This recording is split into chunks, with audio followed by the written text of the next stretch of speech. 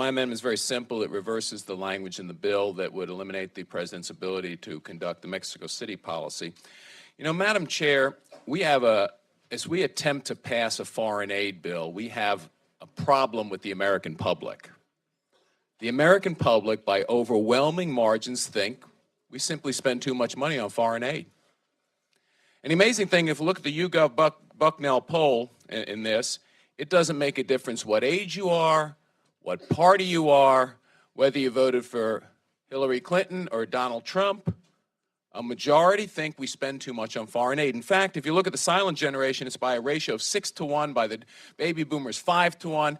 You know, the group millennials, by a 2-to-1 majority, think we spend too much on foreign aid. Actually, Generation Z by 3-to-1.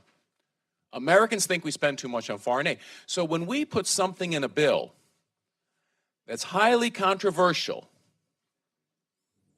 this doesn't help our ability to make the argument to the American people that state ops and foreign aid appropriations are, in fact, for the good of the nation and the good of the world. So let's talk about how Americans feel about funding abortions with taxpayer dollars. And these polls are done every year by Marist. In January of every year, they publish it for 19 years in a row. A majority of Americans feel that paying for abortions in America with taxpayer dollars is a 54-39 losing argument. Majority of Americans think you shouldn't pay taxpayer dollars to fund abortions in America. If you talk about funding overseas abortions, it's 75-19. Americans think you shouldn't fund overseas abortions. Now, the argument is going to be made, Mexico City doesn't fund abortions. But we just passed a manager's amendment that said we would sanction a company if it did any business on Nord Stream 2. We would think that you should sanction a company that did any business on Nord Stream 2 pipeline.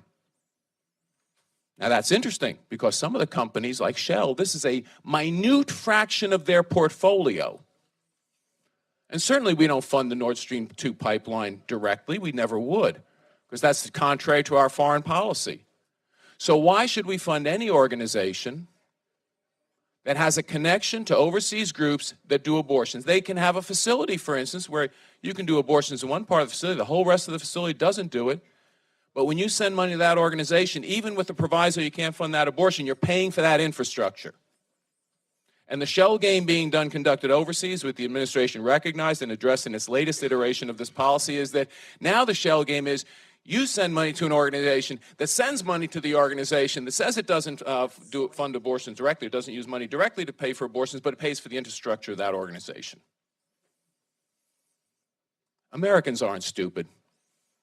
They know that money is totally fungible. When you send money to an organization that promotes abortions or does abortions, you're basically spending taxpayer dollars on abortion overseas. 75-19 Americans disagree with that idea. We have trouble. Most Americans, if we told them we spent $56 billion on foreign aid, they go, oh my God, we couldn't spend that money on anything better. And now we're telling them, and oh, by the way, we're now tying the president's hand to stop taxpayer dollars to go to organizations that do abortions overseas. And then we wonder why the state and foreign ops aid bill is not popular with Americans.